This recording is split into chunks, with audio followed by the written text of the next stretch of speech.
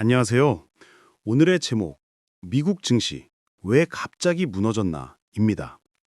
바로 어제 현지 시간 11월 6일 S&P 500이 약 1.1%, 나스닥 지수가 약 1.9% 급락했습니다.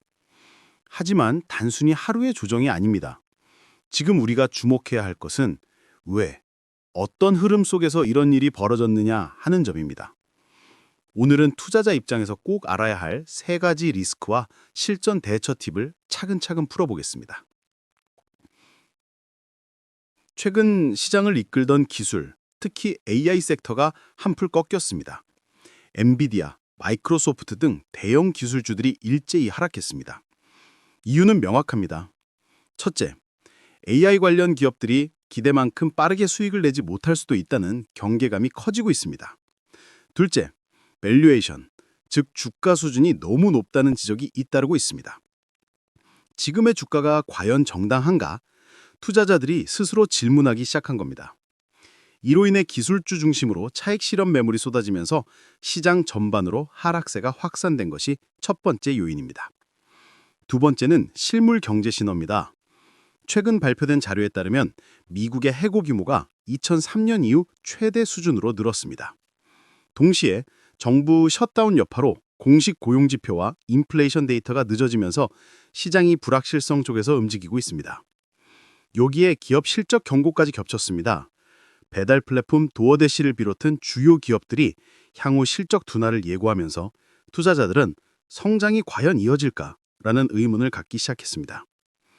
이런 흐름은 결국 경기 둔화 우려로 이어지고 리스크 회피 심리를 키웠습니다. 세 번째는 정책과 규제 리스크입니다. 최근 미국 정부가 제약사와 약가 인하 합의를 발표하면서 헬스케어 섹터가 크게 흔들렸습니다. 비만 치료제 가격을 대폭 낮추겠다는 발표는 제약사 수익성에 직격탄이 되었고 시장 전반에도 정책 리스크가 확대될 수 있다는 불안감을 심었습니다. 또 무역과 관세 문제, 그리고 셧다운 같은 정치적 불확실성까지 겹치면서 투자자들은 보이지 않는 리스크에 더 민감해졌습니다. 결국 이런 정책 변수들이 시장의 불확실성 프리미엄을 높인 겁니다.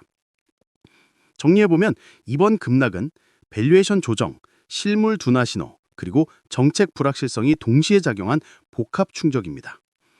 투자자라면 지금 당장 포트폴리오를 점검해야 합니다.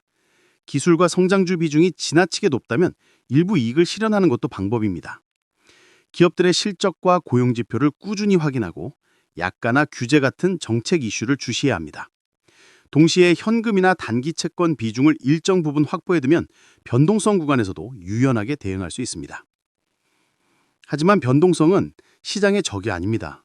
오히려 기회일 수도 있습니다. 중요한 것은 왜 흔들렸는지를 이해하는 겁니다. 원인을 알아야 흔들림 속에서도 중심을 잡을 수 있습니다. 이번 조정은 공포가 아니라 냉정한 점검의 시점입니다. 시장은 다시 방향을 잡을 것이고 그 속에서 진짜 기회가 생깁니다. 고나비 뉴스 구독을 통해 재테크, 건강 등 다양한 분야의 최신 정보를 만나보세요. 지금까지 고나비 뉴스였습니다. 구독, 좋아요, 알림 설정으로 응원해주세요. 감사합니다.